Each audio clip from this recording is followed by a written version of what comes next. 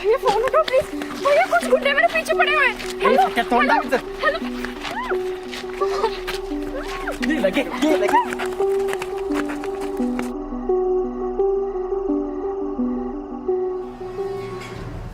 रुबीना, हमारे असीमा को या अल्लाह, क्या हुआ हमारे असीमा को?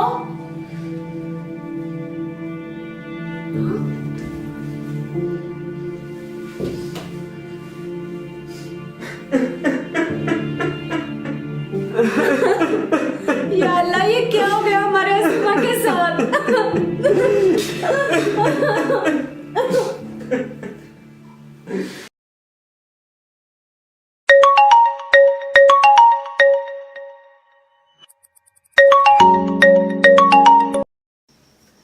हाँ रुबीना।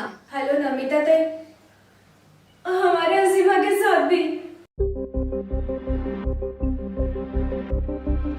क्या हमारे असीमा के साथ?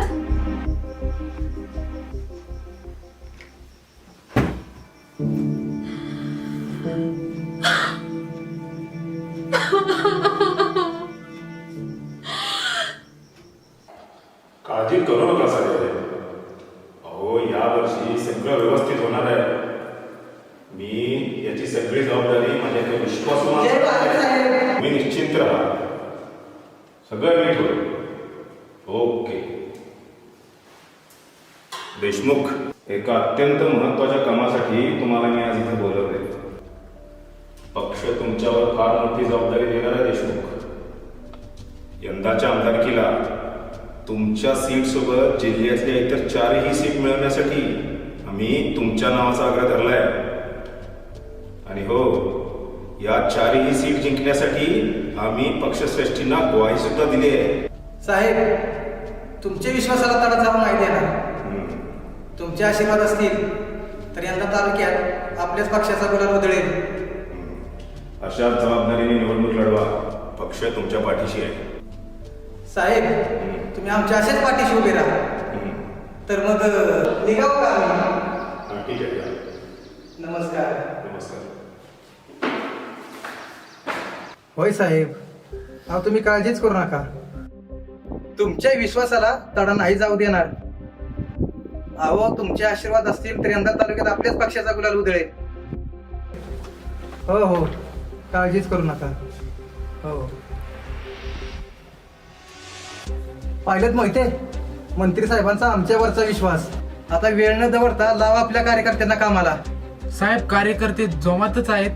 आणि ते आपले पंटर रंग्या पाकी आणि सत्तू बोलावले म्हणून त्यांना द्या निरोप. साहेब, अहो त्यांच्या एका मॅटर मध्ये चांगलेच मुसके आवळल्यात. मॅटर?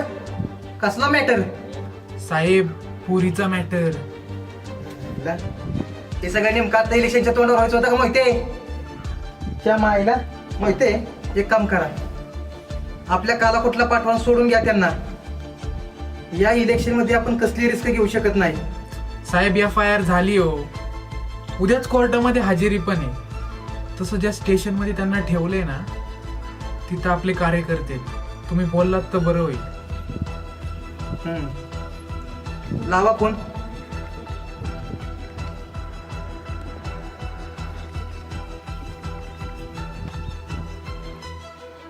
हॅलो पाटील, देशमुख बोलतोय.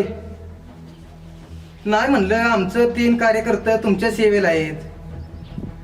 तेव्हा आता झाली असेल सेवा तर द्या पाठवून. हो पाटील, FIR ची करा सुरळी आणि घाला. हो पाटील, चिडलात काय? तुम्हाला तर माहितच आहे, गुस्से से ज्यादा घुसमे पावर आहे. आणि लक्षात ठेवा, आम्ही पुन्हा आमदार होणार, मंत्री होणार. मग तुम्ही आणि आम्ही मिळून आणू की तालुक्यात शांतता. कसं आहे पाटील, या इलेक्शनमध्ये पक्षाने आमच्यावर मोठी जबाबदारी दिली आहे. हे इलेक्शन होईपर्यंत सर्व शांत ठेवा. ज्या त्या हरामखोरांना फोन. काय रे भाड्यांनो, माजलात काय? आज जी बाई मिळून जी मिरवत आहे ना, या अवकात फक्त माझ्यामुळे. जास्त उडू नका, नाही तर पंकज छाटून टाकेन. मोहित्यांना सांगितलंय मी सगळं. ते करतील तुम्हाला सोडवण्याची व्यवस्था.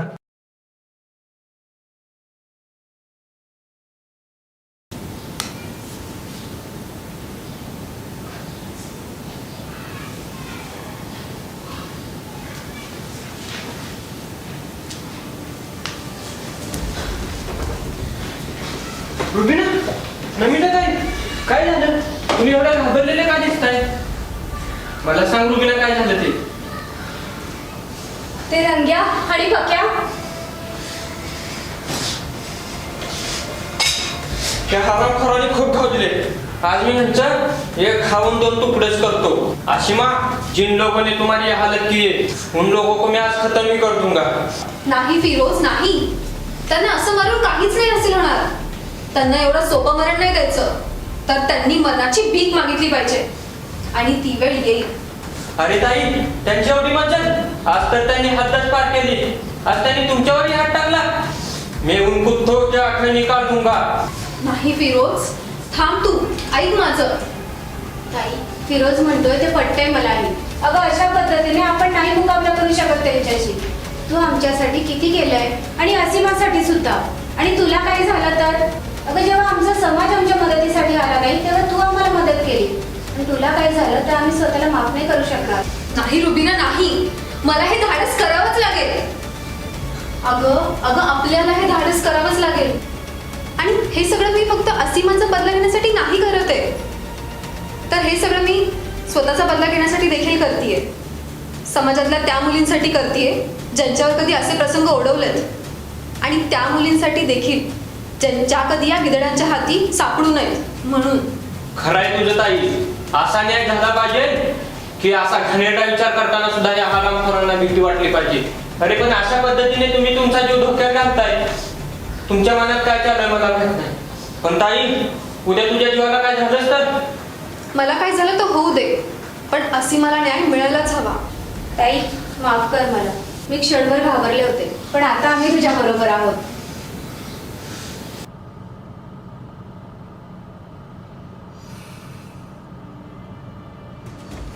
देशमुखला तर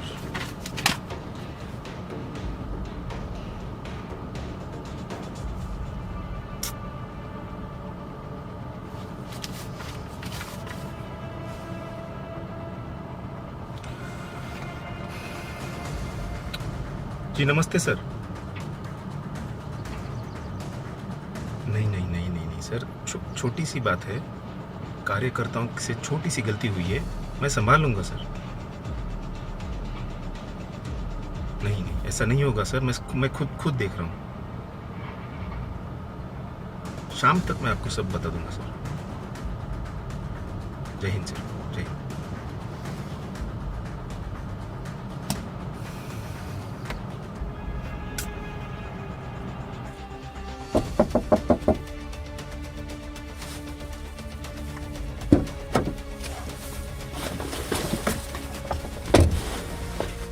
जय भारत साहेब. फोन करून तात्काळ तुम्ही बोलवलं आम्हाला, आणि ते पण इथं. काही महत्वाचं काम होतं का? ती वेळ तुमच्यामुळे चाले देशमुख, आणि घरी बोलवण्यासारखं काही राहिलं नाही आता. निवडणुकीपुरती जिल्ह्याची जबाबदारी काय दिली तुम्हाला? तुम्ही तर मालकच झालाय की जिल्ह्याचे. जिथे सिनेमातल्या नट्यांनी व्हायरल व्हायचं, इथे आमचे आमदार व्हायरल व्हायला लागलेत. आमदार झालात म्हणून एवढा उत्मात? अश्वमेध आवरा तुमचा. साहेब, तुम्हाला तर माहितच आहे. इतका माज की पक्षाची प्रतिमा डागाळली. अहो, दिल्लीपर्यंत दखल घेतली आहे. आणि हा, ते जे कमलनाथ बिल्डरचं प्रकरण आहे ना, ते जरा जास्तच गाजतंय. पक्ष आता अशी रिस्क घेऊ शकत नाही देशमुख. म्हणजे हिशोब सोपा आहे. पक्षाला तुमचा राजीनामा हवाय, आणि तोही उद्या सकाळपर्यंत. राजीनामा? अहो साहेब, हे समजा मी पक्षासाठी करतोय. देशमुख, भडव्या गब्बास. याच माझ्यात बोलतोस ना सगळ्यांची? हे बघ, या प्रकरणात जर कोणाचं नाव आलं तर आमदार देशमुख हे नाव इतिहास जमा होईल. आणि हा, बापाला नाही शिकवायचं कसं करायचं ते.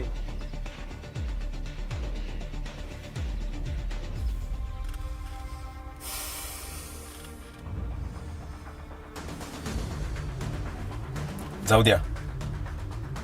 अहो देशमुख, तुमच्या हाताला धरून आम्ही तुम्हाला राजकारणात चालायला शिकवलं.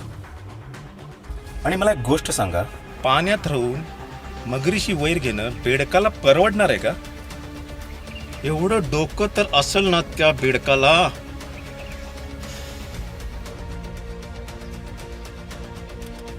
असो, उद्या सकाळपर्यंत तुमचा राजीनामा टेबलवर असेल अशी अपेक्षा आहे. निघा.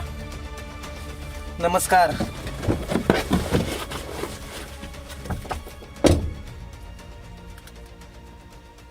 अहो, देशमुखला तुम्ही आता बघतोच.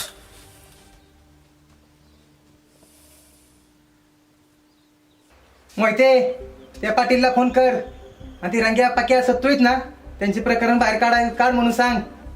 आणि कमळात बिल्डरचं प्रकरण आहे ना, त्यात घुसवा.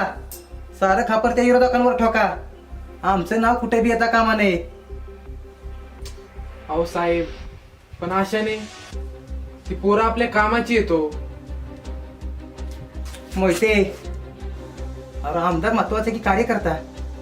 अहो मी जर आमदार राहिलो ना, तसे 1000 रंग्या पाक्या सत्तू उभे करेन. आणि कसं आहे मोहिते, बळी नेहमी बकऱ्यातच जातो म्हणून तर पोचलंय ना त्यांना. मग तुम्ही सांगा, माझं जिवंत राहणं महत्वाचं की त्यांचं? लावा पाटलांना फोन. कोण आलाय आता? बाबा बघा कोण आलंय. मलाच बघावं लागेल.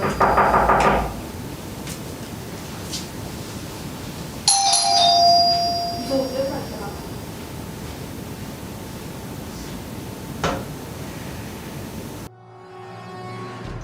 कोण तुम्ही? कोणाला भेटायचं? तुला? मला? हो, तूच नमिता ना? हो, मीच नमिता. ओके, हीच करे तुझी आयटम. हो ना भाई, हीच आपली आयटम. काय करताय?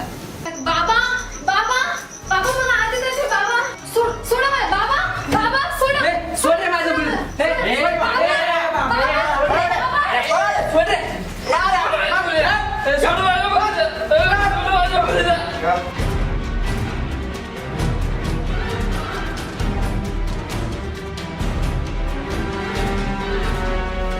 म्हातारं व्हायला काय रे? रे आपल्याला काय करायचं?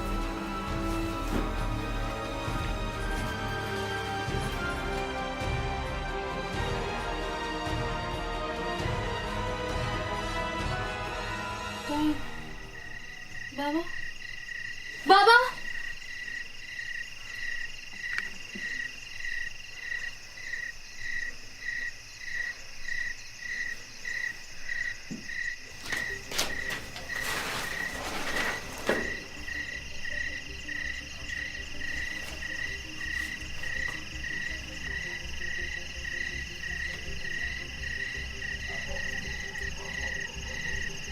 रंग्या, सत्या, हा सगळा खेळ त्या साहेबाच्या सांगण्यावरून चाललाय.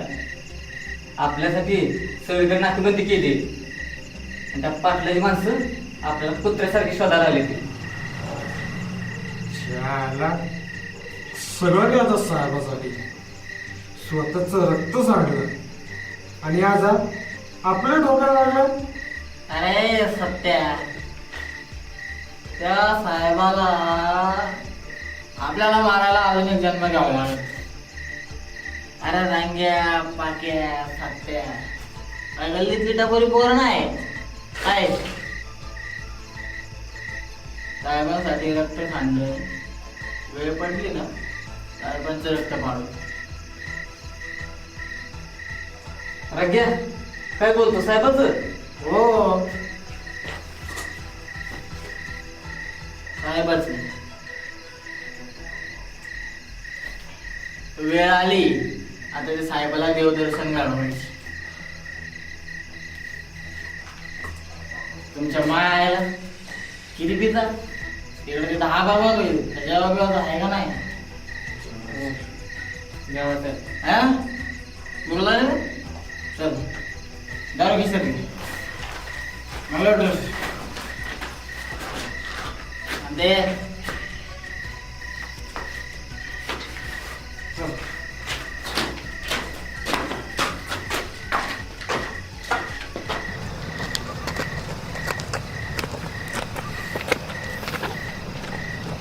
आज कुठे जाणार? त्या दिवशी पळ काढला पण आत्ता नाही. आजची नशा डबर, दारू, बिर्याणी आणि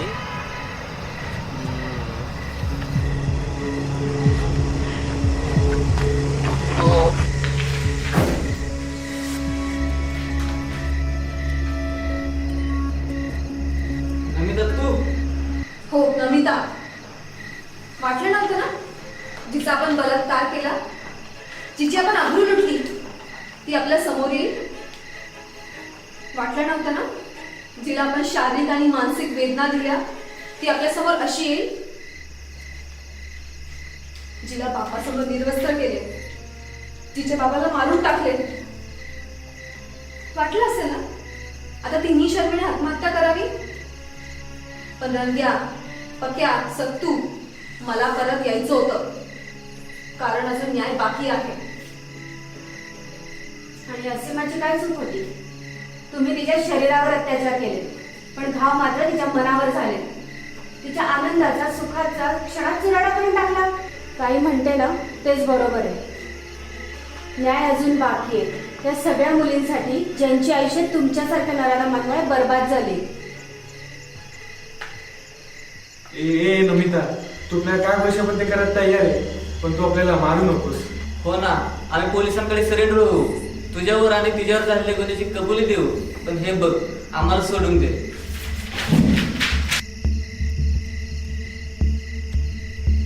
का कोई फायदा नाही.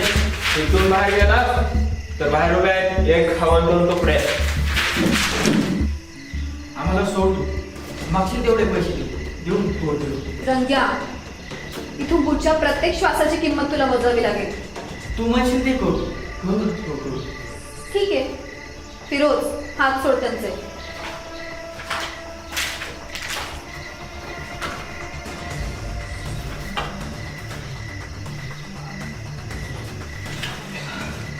आता कपडे काढा तुमचे. हो हो, कपडे काढा.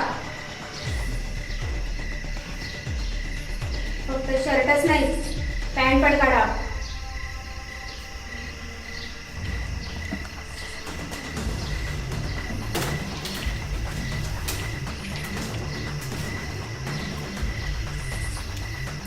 सगळे कपडे काढायला सांगितले.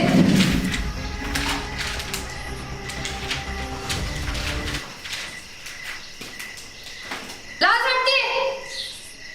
लाज तेव्हा नाही वाटली ज्यावेळेस तुम्ही त्या मुलींना निर्वस्त्र केलं, कधी ओरबाटलं, कधी वेदना दिलात आणि कधी कधी तर शी.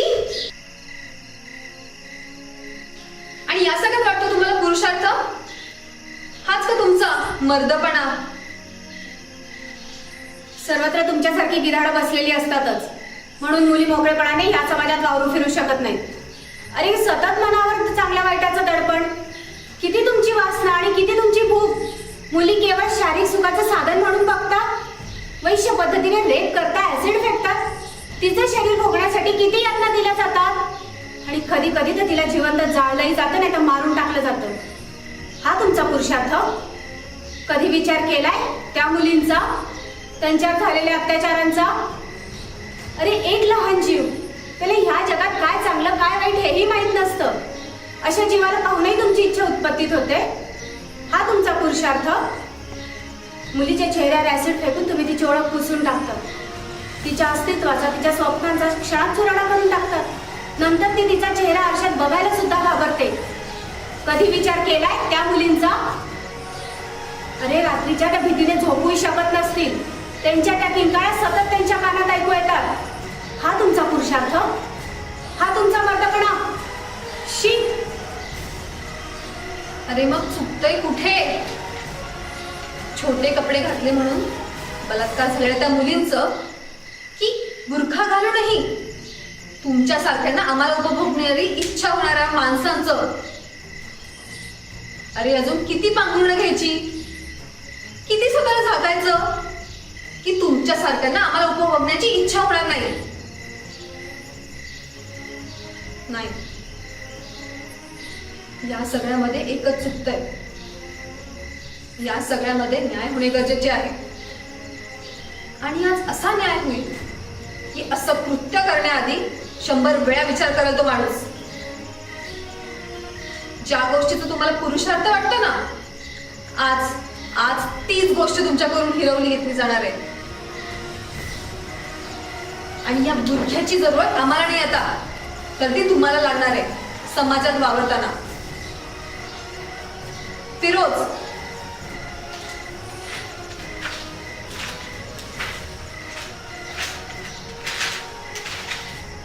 असीमा.